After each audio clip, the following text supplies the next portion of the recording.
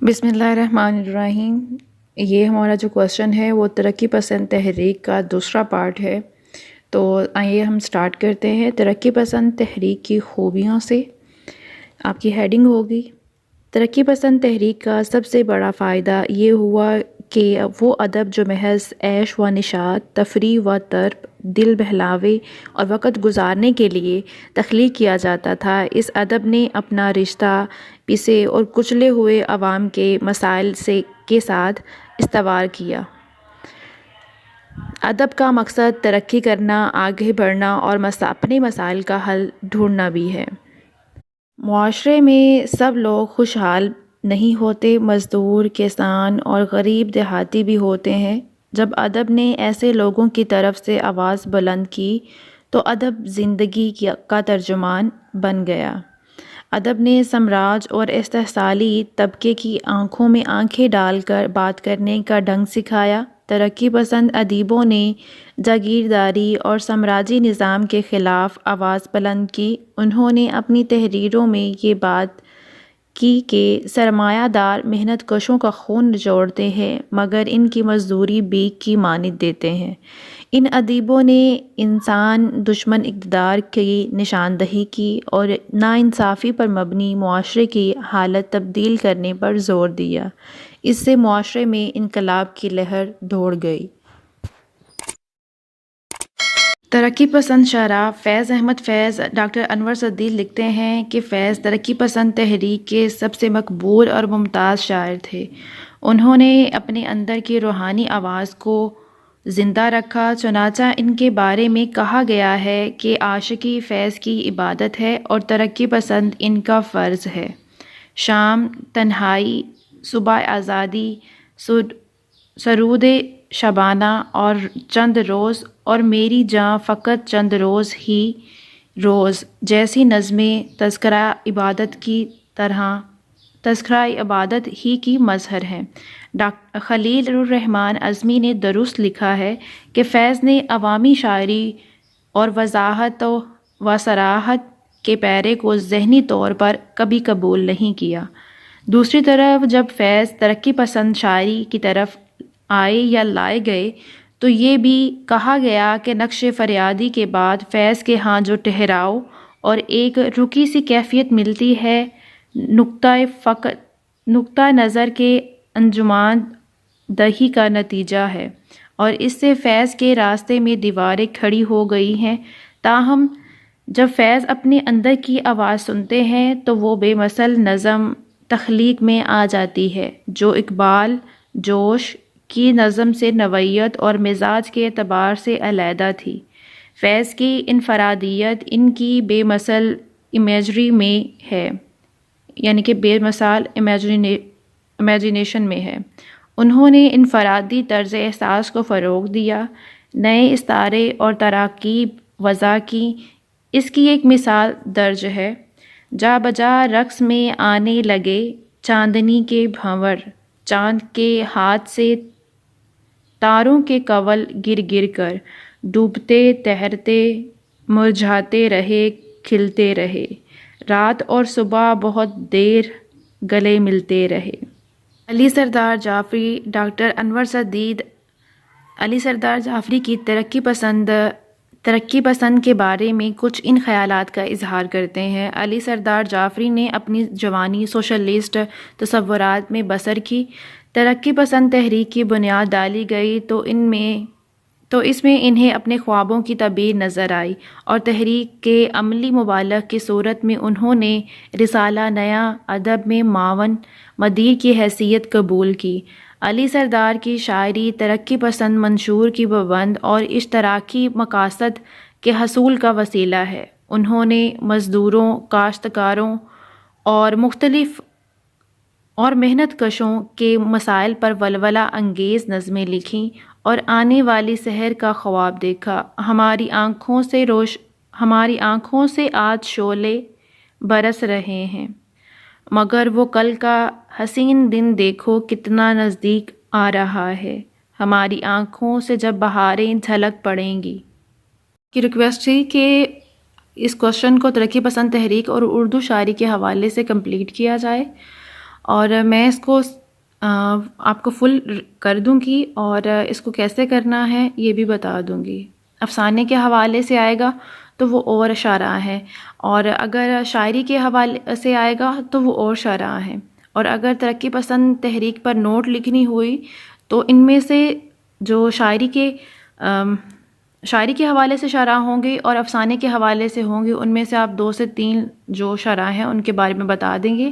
اور اگر انڈیویجولی کسی چیز کے بارے میں پوچھا جا رہا ہے شاعری یا افسانے کے بارے میں، تو آپ ان سے ریلیٹڈ جو انفو ہے صرف وہی دیں گے، اور جو سٹارٹ کا انٹرو ہے اس تحریک سے ریلیٹڈ اس کو بیان کریں گے۔ ساحل لدھیانوی، ڈاکٹر انور سدید ساحل لدھیانوی کے بارے میں لکھتے ہیں، ساحل لدھیانوی نے شاعری میں رد عمل ان کی ابتدائی زندگی کی محرومیوں اور باپ کے جابرانہ رویے سے پیدا ہوا، چنانچہ ان کی درد مندی میں بھی تلخی اور زہرناکی نمایاں ہے اور مسرت میں اداسی لپٹی ہوئی ہے۔ ابھی نہ چھیڑ محبت کے گیت اے مطرب، ابھی حیات کا ماحول خوشگوار نہیں ہے۔ تاج محل، مادام اور ثنا خوانِ تقدیس مشرق، ثنا خوانِ تقدیس مشرق ساحر کی چند ایسی نظمیں ہیں جنہیں قبول عام حاصل ہے۔ اسرار الحق مجاز کو ترقی پسند نظریات نے اپنی طرف کھینچا۔ ان کی نظمیں انقلاب، سرمایہ داری اور آواز مجھے جانا ہے ایک روز تحریر کی، ان میں تلخی اور کڑواہٹ موجود ہے۔ تو انقلاب کی آمد کا انتظار نہ کر، جو ہو سکے تو ابھی انقلاب پیدا کر۔ اس کے بعد ہیں جاں نثار اختر ایک رومانوی شاعر تھے۔ جب انہوں نے ترقی پسند نظریے کو اپنایا تو وہ لطیف اور رومانی لہجہ ایک کھوکھلے نعرے اور خالی پکار میں بدل گیا۔ کون سا گیت سناؤں گی انجم، مراجت اور خاموش آواز ان کی متاثر کن نظمیں ہیں۔ احمد ندیم قاسمی، ڈاکٹر انور سدید احمد ندیم قاسمی کے ترقی پسند رویے کے بارے میں لکھتے ہیں۔ یہ نوٹس ہی اتنے بلر ہیں، اور یہ نہ سوچیے گا کہ ویڈیو کی کوالٹی خراب ہے یا آپ کی آنکھوں کو کچھ ٹھیک سے نظر نہیں آ رہا۔ ندیم کے ہاں ترقی پسند رویہ اکتسابی ہے، دھڑکنے کے قطعات میں ان کا مزاج رومانوی ہے۔ ترقی پسند تحریک نے انہیں بلند آہنگ ہونے پر مائل کیا، چنانچہ ان کے ہاں 2 رویے پیدا ہوئے، ایک لہجہ ان کی فطری رغبت کا غمار تھا اور دوسرا غیر معمولی جوش سے ہمکنار ہے۔ ظہیر کاشمیری ترقی پسند تحریک کے بڑے ادیبوں میں شمار ہوتے ہیں۔ ترقی پسند نظریے میں ایقان رکھنے والے شاعر ہیں۔ ان کی پیدائش امرتسر میں ہوئی۔ ظہیر نے حقیقت کو ایک انقلابی کی نظر سے دیکھا اور اسے بلند آہنگی سے پیش کیا۔ ہمیں ہے علم کہ ہم ہیں چراغ آخر شب، ہمارے بعد اندھیرا نہیں اجالا ہے۔ ان شرح کے علاوہ منیب الرحمن نے سمندر اور بہار جیسی نظمیں لکھیں۔ شور علیگھ نے بھوک، غربت اور سرمایہ داری کے خلاف نظمیں تحریر کیں۔ یہ اختر ایمان ترقی پسند شاعر تھے، لیکن ان کی شاعری میں اداسی، رومانی جذبات محسوس ہوتے ہیں۔ امپورٹنٹ تو شرح کے حوالے سے ہی ہے، اور اگر شرح کے حوالے سے آپ کو کوشچن آتا ہے تو آپ سٹارٹ جو ہمارا پہلا پارٹ ہے کوشچن کا وہ کریں گے، اور اس کے بعد اس کے مقاصد تحریر کریں گے، پھر یہ والی آپ کی ہیڈنگ ہوگی، اس کے بعد انجمن کا دوسرا اجلاس، اور ترقی پسند تحریک کے خلاف رد عمل، یہ شعراء کے بارے میں بتانے کے بعد آپ اس کو کوٹ کریں گے. اس کو ابھی تک میں نے یہ اس لیے ریڈ نہیں کیا. بعد ہوگا دوسرے اجلاس کے بعد ترقی پسند تحریک کی خوبیاں آئیں گی. پسند شعراء میں فیض احمد فیض آئیں گے. اس کے بعد آئیں گے علی سردار جعفری، ساحل لدھیانوی اور اسرار الحق مجاز، جان نثار اختر، احمد ندیم قاسمی. پھر آئیں گے ظاہر کاشمیری. پسند تحریک کے خلاف رد عمل لکھنے کے بعد آپ پھر لکھیں گے ترقی پسند تنقید ایک جائزہ. یہ آپ کا کوشچن کمپلیٹ ہو جائے گا اگر شاعری کے حوالے سے آپ کو آتا ہے تو. ترقی پسند تحریک کے خلاف رد عمل. حیت پرستوں نے ترقی پسند تحریک کے خلاف ایک محاذ قائم کر لیا. ترقی پسند ادب کے بارے میں کہا جانے لگا کہ یہ محض پروپیگنڈا ہے. ترقی پسند ادیبوں کا کہنا تھا کہ ان کے خلاف ادب کسی مقصد کا نام ہے اور ادب میں معاشرے کو سنوارا جاتا ہے. اس بنا پر کلیم الدین احمد نے ترقی پسند ادب کو ادب نہ کہا، کوئی اور چیز کہا. جواہر لال نہرو نے کہا، ایک بات سے میں جھجکتا ہوں، وہ یہ ہے کہ ایسا ادب لکھتے وقت اکثر لوگ خاص خاص فقرے اور خاص خاص نعرے دہرانے لگتے ہیں اور سمجھتے ہیں کہ اس طرح انہوں نے ایک زبردست خیال رکھ دیا ہے، لیکن معقول لکھنے والوں کے لیے یہ زیبا نہیں اور نہ اس میں آرٹ ہے اور نہ کوئی خاص بات اور کوئی خاص پیغام. ایسی چیزوں کی جگہ سیاست میں ہے. مولوی وہ کہتے ہیں کہ وہ نعرے جو بار بار یوز کیے جاتے ہیں اس سے پھر کوئی خاص آرٹ نہیں ہے یا ان کو یہ زیبا نہیں دیتا ہے، زیب نہیں دیتا ہے اور نہ اس میں کوئی خاص بات اور خاص پیغام ہے کہ ایسی چیزیں جو ہیں وہ سیاست میں اچھی لگتی ہیں. مولوی عبدالحق لکھتے ہیں، مجھے معاف فرمائیے گا، میں دیکھتا ہوں کہ اکثر ترقی پسند نوجوان اپنے خیالات کو صحیح طور پر ادا کرنے سے قاصر رہتے ہیں. جو دل میں ہے وہ بیان میں نہیں آتا، مگر ممکن یہ ہے کہ وہ جو جواب دیں ممکن ہے کہ وہ یہ جو جواب دیں ہمارے خیالات اور اس اقدار اعلیٰ ہیں اور عام فہم سے بالاتر ہے. میں اسے تسلیم نہیں کرتا، غالباً کوئی بھی اسے تسلیم نہیں کرے گا. لکھنے والوں میں بہت کم ایسے ہیں جو الفاظ کے صحیح استعمال سے واقف ہیں. مخالفین نے کہا کہ ترقی پسندوں نے خاص الفاظ، خاص جملے، خاص خیالات دہرانے کا کام کیا. ان کے یہ خاص الفاظ، جملے اور خیالات بھی اپنے نہیں تھے، یہ مغربی سرچشموں سے لیے گئے تھے. چبائے ہوئے نوالوں کو چبانا اور پامال خیالات کو دہرانا ان کے نزدیک بہت بڑا کام تھا. جس طرح ایک عام سیاستدان سٹیج پر گرجتا ہے، چیختا چلاتا ہے اور اپنی پارٹی کا منشور کا اعلان کرتا ہے، اسی طرح اگر شاعر ادیب بھی اپنی نظم، غزل اور افسانے اور ناولوں میں گرجتے برسیں گے، نعرے لگائیں گے، اپنے منشور کا پروپیگنڈا کریں گے، تو شاعر ادیب اور عام سیاستدانوں میں کیا فرق رہے گا؟ مخالفین نے الزام لگایا کہ ترقی پسند مصنفین نے اپنے سامنے ایک خاص منزل متعین کر لی ہے اور انقلاب کی بات کرتے ہیں اور اپنے جذباتی انتشار کا اظہار کرتے ہیں. تفکر، تدبر ہی ہمیں اعلیٰ ادب کا راستہ دکھاتا ہے. ترقی پسند تنقید ایک جائزہ. ترقی پسند تحریک سے قبل ادب زیادہ تر تفریح، طبع اور عشق و عاشقی اور دل بہلانے کی چیزیں تھیں. زندگی میں انسان کو کن مسائل سے دوچار ہونا پڑتا ہے، زندگی کی کون سی حقیقتوں سے ماورا تھا، جذبات اور تصورات باتوں کا زیادہ پرچار کیا جاتا تھا. ترقی پسند تحریک نے ادب کو زندگی اور زندگی میں ادب کو لے کے آئے اور اس کے مسائل کو ترجمان بنا دیا۔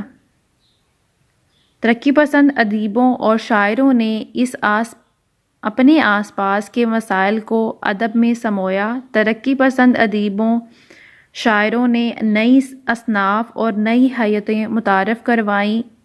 انہوں نے پرانی روایات کے ساتھ ساتھ نئی روایات کو بھی اہمیت دی۔ جس طرح ترقی پسند ادیبوں نے ادب اور زندگی میں ہم آہنگی پیدا کی، اسی طرح ترقی پسند نقادوں نے ادب کا سیاسی، سماجی اور تاریخی لحاظ سے جائزہ لیا۔ احتشام حسین، ڈاکٹر عبدالعلیم، علی سردار جعفری، ممتاز حسین اس کے علم بردار تھے۔ اس تنقید کا فائدہ یہ ہوا کہ ادب معاشی اور معاشرتی کشمکش میں تیزی اور شدت کا باعث بنا۔ یاسیت، زوال اور انحطاط ادب کے نقصان دہ ہے۔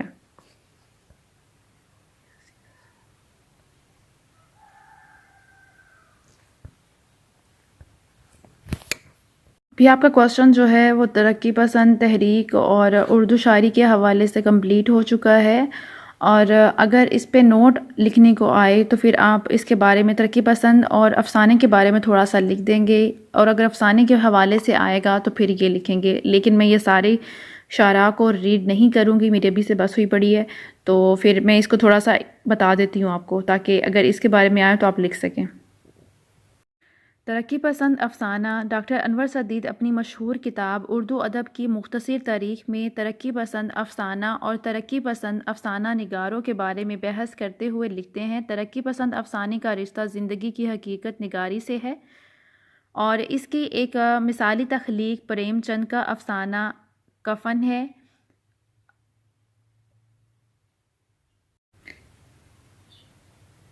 انگارے کے افسانوں میں مشرقی اقدار کے خلاف غم غصہ کی آگ زیادہ تھی، لیکن ان افسانوں کی فنی جہت کمزور تھی۔ ترقی پسند افسانے میں پلاٹ اور کردار اور ماحول کہانی کے امتزاجی تاثر کو بڑھانے میں دوسری اقسام کے افسانے ہی کی طرح معاونت کرتے ہیں، لیکن ایک مخصوص نوع کا تاثر پیدا کرنے کے لیے صورت واقعہ اور کردار کے طبقے سے منتخب کیے جاتے ہیں جن پر زندگی نامہربان ہے۔ چنانچہ امیروں کے مقابلے میں غریب کارخانہ داروں کے مقابلے میں مزدور اور افسروں کے مقابلے میں کلرکوں کو اس افسانے میں زیادہ موضوع بنایا گیا۔ اب انگارے کے افسانہ نگاروں میں انور سدید کی رائے دیکھیے، اس کو بلکہ نہیں کوٹ کریں گے۔ محمود ظفر کا افسانہ جواں مردی انگارے میں رسمی شراکت کے مترادف ہے۔ اس کا موضوع مرد کا جھوٹا پندار اور یہ اقتصادی محرومیوں اور نارسائیوں کو منظر عام پر لاتا ہے، لیکن فن پر محمود ظفر کی گرفت بھی مضبوط نہیں ہے، اور اب انہیں اس کتاب میں تاریخی حیثیت سے یاد کیا جاتا ہے۔ سجاد ظہیر انگارے گروپ کے فعال اور باشعور رکن تھے، لیکن افسانہ نگاری ان کی زندگی میں بھی نمایاں حیثیت نہیں رکھتی تھی۔ انگارے میں ان کے 5 افسانے شامل ہیں، لیکن ان سب کی نوعیت تجرباتی ہے۔ وہ آزاد تلازمہ خیال میں بہتے چلے جاتے ہیں اور مقصد سے منحرف نہیں کرتے، لیکن مجموعی طور پر سجاد ظہیر فنی لحاظ سے ایک مکمل افسانہ تخلیق کے مالک نہیں ہیں۔ اور اس کے بعد ہم لکھیں گے راجندر سنگھ بیدی، بھولا بیل گرم کوٹ، اپنے دکھ مجھے دے دو، لاجونتی، صرف ایک سگریٹ جیسے افسانوں میں بیدی نے زندگی کو معصوم نظر کی حیثیت سے دیکھا اور حقیقت کو معنی آفرینی بنا دیا۔ ترقی پسند مقصدیت ان کے افسانوں پر غالب نہیں آتی اور یہ خوبی انہیں کرشن چندر سے بڑا افسانہ نگار بنا دیتی ہے۔ احمد ندیم قاسمی نے اپنے ادبی سفر ترقی پسند تحریک کے زیر اثر طے کیا۔ احمد ندیم قاسمی نے اپنے افسانوں میں دیہاتی ماحول کی خوب عکاسی کی ہے۔ ان کے افسانوں میں مولوی، پٹواری، میراثی، چودھری، زمیندار اور مزارع جیسے کردار دکھائی دیتے ہیں۔ انہوں نے نوجوانوں کے روحانی خوابوں کی بھی تصویر کھینچی ہے۔ اس کے بارے میں اگر آپ کوٹیشن ایڈ کرنا چاہیں تو یہ ہے، آپ اس کو ریڈ کر کے کر سکتے ہیں۔ اور اس کے بعد ہے سعادت حسن منٹو کے بارے میں لکھیں گے۔ ڈاکٹر انور سدید سعادت حسن منٹو کے بارے میں لکھتے ہیں کہ اردو کے ایک اہم اور متنازع افسانہ نگار ہیں۔ نقاد نے انہیں ترقی پسند تسلیم کیا اور ان کے فن کو غیر معمولی روایت کا درجہ دیا، لیکن خود ترقی پسندوں نے انہیں قبول کرنے سے انکار کر دیا۔ منٹو زندگی اور ان کی نفسیات سے مکمل طور پر آگاہ تھے۔ وہ معاشرے کی حقیقتوں کو بے رحمی سے اپنے افسانوں میں سموتے تھے۔ ہتک، بابو گوپی ناتھ، کالی شلوار اور موزیل، نیا قانون، تماشا، ٹھنڈا گوشت، پھاہا منٹو کے مشہور افسانے ہیں۔ منٹو معاشرے کو اس کا آئینہ دکھاتے ہیں۔ جب معاشرہ اس میں اپنا چہرہ دیکھتا تھا تو وہ منٹو کے فن پر اعتراض کرتا تھا۔ ان افسانہ نگاروں کے علاوہ غلام عباس، عزیز احمد، ممتاز مفتی، محمد حسن عسکری، شیر محمد اختر، مجد الطاف اور ابو فضل صدیقی، شفیق الرحمن، قدرت اللہ شہاب قابل ذکر افسانہ نگار ہیں۔ فائنلی آپ کا کوشچن کمپلیٹ ہو چکا ہے۔ اپنا بہت خیال رکھیے گا، دعا میں یاد رکھیے گا۔ فی امان اللہ، اور غلطی کوتاہی معاف۔